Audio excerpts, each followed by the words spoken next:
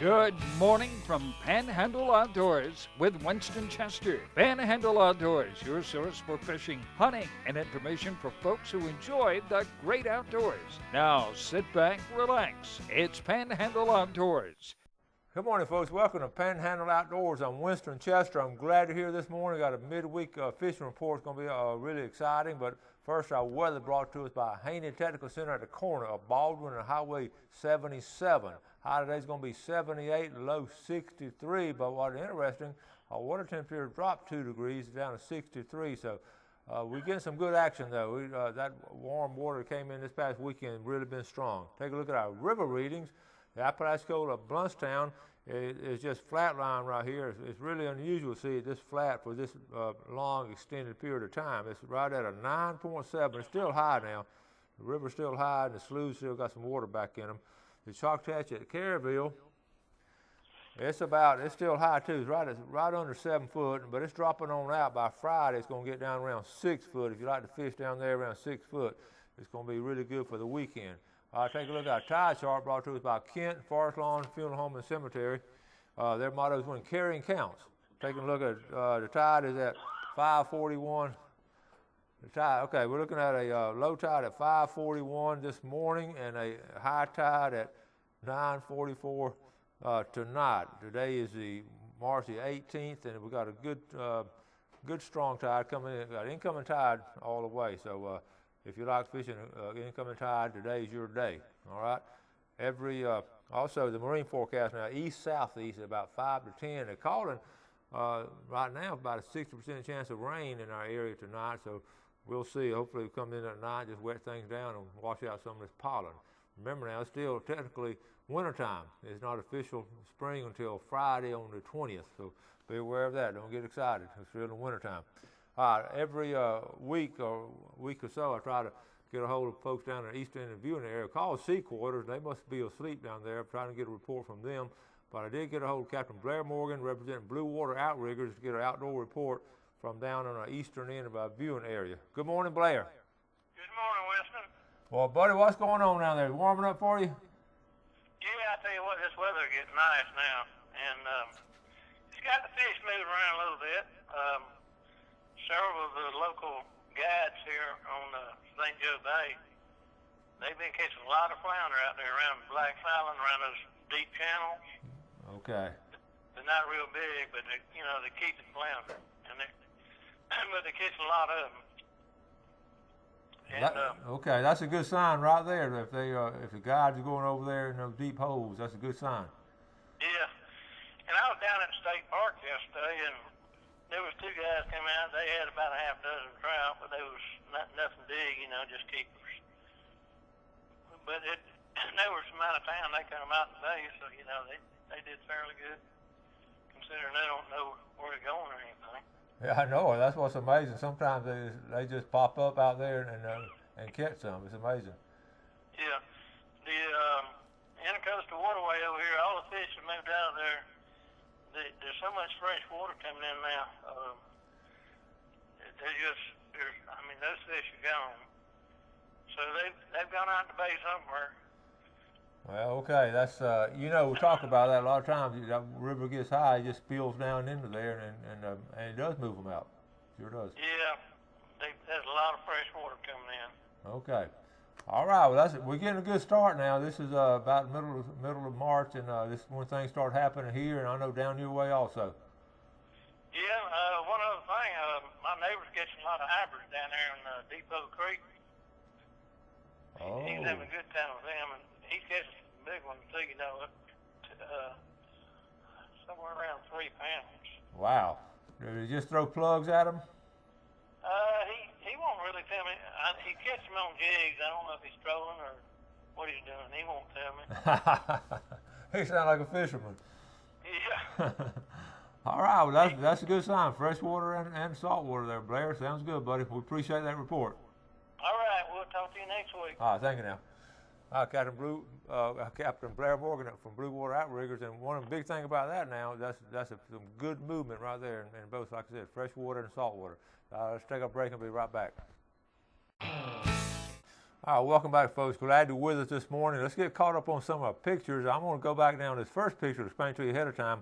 I took my classes on a field trip to the pier, Spanish mackerel fishing, actually last year, and it was when we got back, we sort of took a tally of who caught what and what color of gotcha plug they were throwing. We did a little scientific study. I want to go over the results with you, so in case you're going out of pier and go fishing, this might help you out a little bit now. So when we got back, the next day of school, we just on the left here, we just listed different colors and just put hash marks and everything on it. And we caught 50. We actually caught 169 Spanish. That was really good. Plus one redfish. But here are the different colors. Now the next chart is going to show you these are the colors they bit. On the first place, that was that orange head and silver body. We caught 51 Spanish on that. And then the second place was the orange head with a gold body, and we caught 50. So really, those are virtually tied. So that orange head really brought them out. But third, at a distant third now, was a yellow head gotcha and silver body. And then on the far right, we didn't catch anything on those white colored bodies. So that might help you when you're getting ready to go pier fishing, get that color right there to fish with. But take all colors with you, because sometimes there's different variations. All right, this next picture now, for you turkey hunters now, you get a full mount. You get a full mount. If you get first place in the turkey contest, put on by C&G Sporting Goods. It's going to be by Tim Owens, and Tim mounted this bird here. Is that not a beautiful bird? And he does a great job on those full turkey body mounts. Okay. Next picture, we're just doing some sheds, and this is the time of year people. There's a handful of people that go what we call shed hunting. When the big bucks shed their horns, they look for them and all, and it's a fun kind of thing to do. This is Kenny Moore shed hunting up in Alabama, and you can see there's some different places you can find them. A lot of times find the old scrape or the old rub where they rubbed it against a tree, and they might do the same thing and find one there. A lot of times you only find half of it, but the other half's going to be pretty close by. And they saw this down close in this deer obviously died down there pretty close to the water, and actually, I don't know if they were fighting each other or what, but they were two sets of antlers here. All right, and here's some more. That's the previous picture. That's when they got it off. That's what it looked like. Okay. Now here's a way to do it. You can make some what we call shed traps. You can throw some corn in an area where you know the big bucks are, and put a chicken wire. And they'll try to reach in there and get that. And sometimes the antler's going to come off anyway. So that's a good place to collect them. That's a good idea right there if you're interested in doing that. All right, next picture is just be aware. This is Brad Clark up in. He's got an oak snake up in the gourd house. He was cleaning it out the other day, and a snake had already made him a little home in it. And there's Brad, of course. Y'all may know Brad Clark. Brad. He grew up there around us, up there in Southport. Mom and Dad know him well, and Brad loves the outdoors. He can sing now and play guitar. All right, how about getting ready to go rabbit hunt now? You can rabbit hunt any time of the year. Keep that in mind. This is little Clayton Mathis, and he's ready. He's sitting on a dog box and ready. Good way to train a kid during the off season. The sheephead are on fire now at the jetties. These are two of my students in my outdoor ed class in my fourth period class. Two really cute girls. I know the parents and everything. They went out Sunday afternoon, and you can see how nice it was. That's on the left is Anna Petronas, and on the right is Taylor Jones. Little Petronas girls. I've had three of those girls. I had two of them in my class, and Taylor, both these girls can fish well, but the nice size. Those are good sized sheepheads. They're back at the jetties now. Good job, girls. Now I'm going to tell you a story about this. This has nothing to do with outdoors. It's a quick story. At 23 tag, I was telling my class some information the other day about the early vehicles. Really, just about 100 years ago, when some of the first vehicles were in here, and actually 100 years ago, we had more taxes on boats. I mean, there were more boat taxes than car taxes. That's how our area was. And I asked the class if they knew the old tag system. And out of 240 seniors, none of them knew that the early tag system, like the biggest county was Dade County, so it was number one. And I asked, well, how many counties are in the state of Florida? And they didn't know that. And it's hard to believe they wouldn't know. So we talked about 67 counties and who was number one and who was number 67, and Liberty County in our viewing area has always been number 67. I asked them if they knew what county Bay County was, and they guessed around, but We got it down to number 23. Well, that night, one of my students sent me that picture. So he found an old car tag that had 23. That's the old Bay County tag. So when they did the tag system, Bay County was number 23. And all the different counties in the area were different. We had a lot of 60s up in this area because of population. They did it just population, not geographical size. If they'd done geographical size, Liberty County would have been up in the top 3. So anyway, so you sent me that picture. I just thought that was pass that on to you. You'd be amazed. Ask all these young people how many counties in the state of Florida. I bet 99% of them won't know. All right, let's get back to some pictures right here. The first ling of the year, caught over in Navarre Pier. They always catch the first one over there. This is a small one, 33 pounders, but it's caught Monday morning of this week, just 2 days ago, and 33 pounds, first pier of the year, first pier cobia of the year. Now they'll be catch some in a boat pretty soon.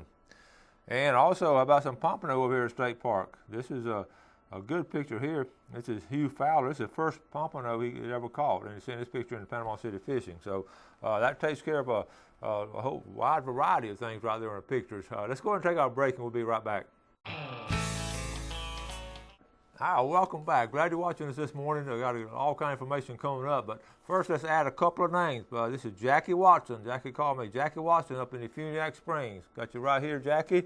And Donnie Hightower from Fountain. Adding 2 new names. Like I say, you can enter anytime you want during the year, and hopefully we've had a lot of winners and all. So let's go ahead and now take a look at our fishing temperature chart, our water temperature chart that relates to our fishing. This is fascinating. I did this yesterday. This is a homemade variety, but it works. I do this every year. This is our spring water temperature. Let's go back to the left there. On January 1st, it was 62 degrees, which was warm for January. Then it started dropping about, I did it week-long increments, so about the middle of the month it went down to 60. So January was a warm month, and all of a sudden it bottomed out in February, and it stayed, remember we talked about this, it stayed around 58 degrees just about the whole month of February, and then we're coming into March, and on March the 1st it actually was down to 57, and then all of a sudden it started shooting up, and it's on March the 8th and the 15th, and now it's up to 65, and today it dropped down 2 to 63, but it's going to have a couple of drops and keep on going up, and those magic numbers, like we say, around 66, 67, they're really going to start pouring in. Now we've already, so keep that in mind. That's important stuff, and it parallels it every year like this. So it inspires me to do like a midweek fishing report once this stuff starts happening, because this past weekend we had a lot of things happening. Let's talk about freshwater first. I wrote down some notes last night, and they come from reports that people verbally told me or either called me. I saw them face to face or either called me and told me. So this is not hearsay. This is actually coming from the folks who were on the water. Deer Point Lake is on fire. I've had 2 different parties tell me that they caught a lot of bass this past weekend on Deer Point Lake. The Sandhill Ponds are on fire. The folks who went out to Sandhill Ponds, you saw the picture yesterday, the big old brim. The water warmed up really good on those edges, and it really turned on those brim and all. Depot Creek, you just heard Captain Blair Morgan talking about his neighbor. The bass fishing Depot Creek has really been good, along with the brim fishing has been good this past weekend. So fresh water just from those 3 areas, and I know the other areas in our viewing area have had the same report because it parallels. Now let's go to saltwater. Wrote down a couple of notes about saltwater. Sheephead on fire, okay? At the jetties, what they're doing, they do this every year now. They come in and spawning. They came in a little bit earlier. They came in February about 2 weeks ago, then went back out. Now they're back in.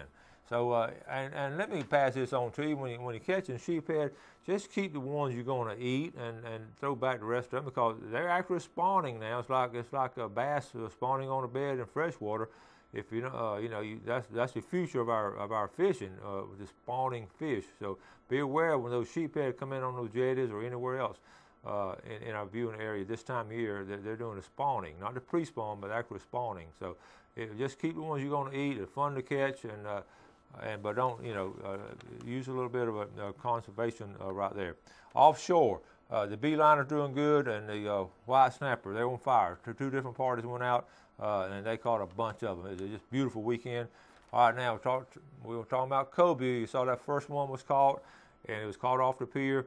And cobia fishing is an obsession. It's sort of like turkey hunting with hunters. The cobia, those guys and girls just focus on that one thing. And there's going to be people out this weekend, and they're going to be going back and forth. They're going no telling how much gas they're going to spend going back and forth. Luckily, the gas prices are down, but they really enjoy doing it, and we talk about it every year. They spot them, they throw at them. It's sort of like hunting and fishing. So that's going to be coming up this weekend. A lot of folks out there. Now, let's go to the last one, the Spanish mackerel. I did show you some pictures. We did have some caught at the jetties Saturday morning. I can't tell you my sources, but I actually saw people catching some Spanish, and actually some pretty good sized Spanish, which goes along with what I always say. And this time of year, those Spanish are good size coming in. It's not these little runts coming in that we're going to be catching in a couple of weeks. So Spanish, I don't want to say they're here, but they're being caught, okay? But the big run is not yet. And pompano, you saw 2 weeks ago on a Saturday morning, folks down from Ozark, Alabama caught some pompano off the pier. You saw this picture a few minutes ago where at a state park a pompano was caught. So things are heating up. So this midweek fishing report has been, I just felt, I sat down last night, just felt like writing everything down, because sometimes the midweek fishing report is so good because it sort of prepares you for the weekend. All right, now, let's see. Let's go ahead and take our break. Don't forget now, the Blue Water tent sale. Go and put this on your calendar. They do this every year, and it's a great sale. So let's go ahead and put it on Friday, April 10th, and Saturday, April 11th. That's a big sale. So go ahead and mark it down for you girls and you guys. All right, we'll take a break now and come right back.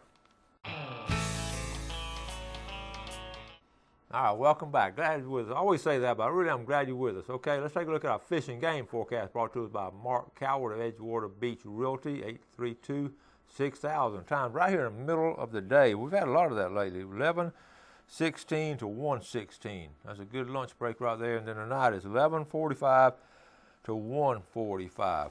And by the way, I get calls and emails on all kinds of different things, and just because I have so much outdoor stuff going on. I did get some contacts from folks who want to go shark fishing. So any of you folks want to take somebody shark fishing, they're willing to pay you to take them shark fishing. So call and let me know, and I will see if you get you contacted to do that.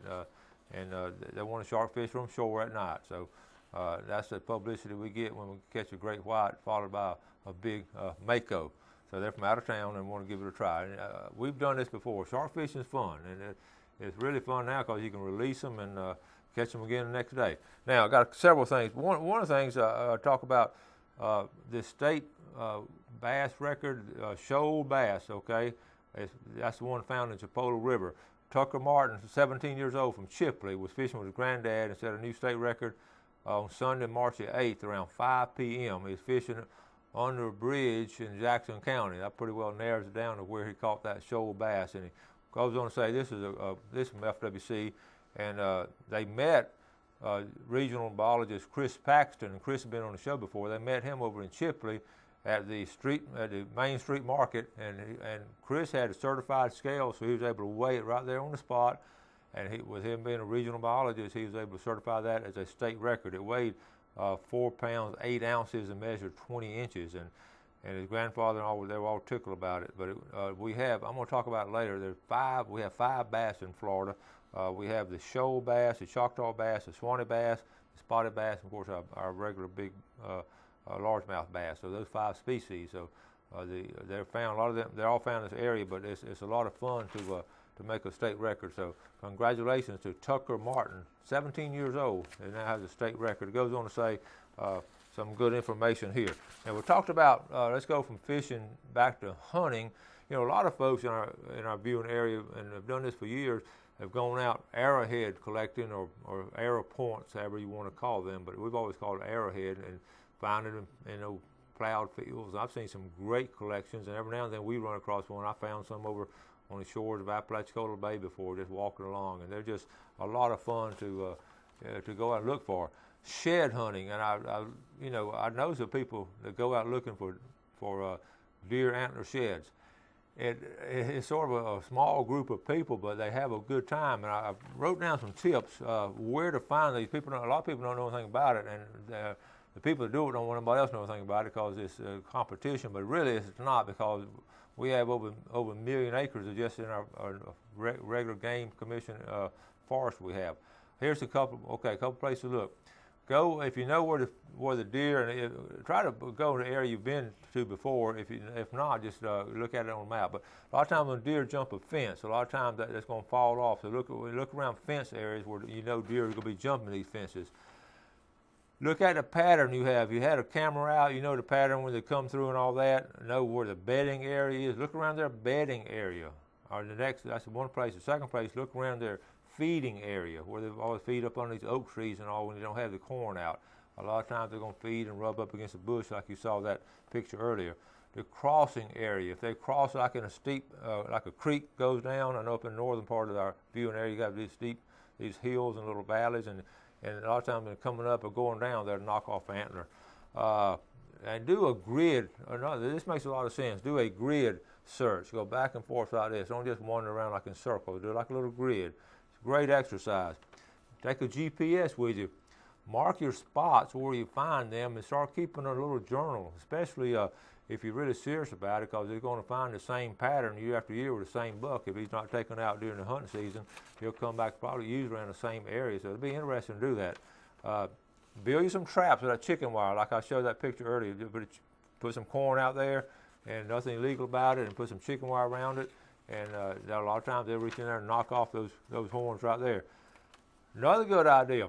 Train a puppy, or if you have a dog already that's got a good nose, like a Labrador or something like that, train a puppy to do retrieving. They'll do that, and that's easier to train them in the yard because you have some horns around the yard. Just throw it out there, let them smell it, and give them a little reward, and take a puppy out there with you. And probably most important, the last thing I wrote down, do it with go with your friends or your family and have some good time out there. Take you plenty of water. Take it, this time of year, watch out for snakes, but take you some food and just make it a good half day of going out and just walking in the woods. It's great hiking. The woods are beautiful this time of year, and this is when you're going to find them. They leave them there in the summer now. The squirrel's going to eat them up, and the different other varmints and all are going to they're deteriorate and be gone by the end of the summer. So get out and do some shed hunting, and let me know. Send us some pictures and all. You don't have to tell us where you found them, but that's a fun thing to do, a unique thing to do this time of year to get out in the woods. Looking at the clock, we're about out of time again. Tomorrow we're going to have Lieutenant Stan, we'll have Stan Kirkland, not Lieutenant Stan Kirkland. Stan Kirkland's coming on talking about turkey hunting, so be sure and watch us. As always, thank y'all so much for watching the show. Do something good for someone else today, and God bless. Thanks for joining us for Panhandle Outdoors with Winston Chester. Panhandle Outdoors features hunting, fishing, and other activities and information to help you enjoy the great outdoors. Join us next time for Panhandle Outdoors.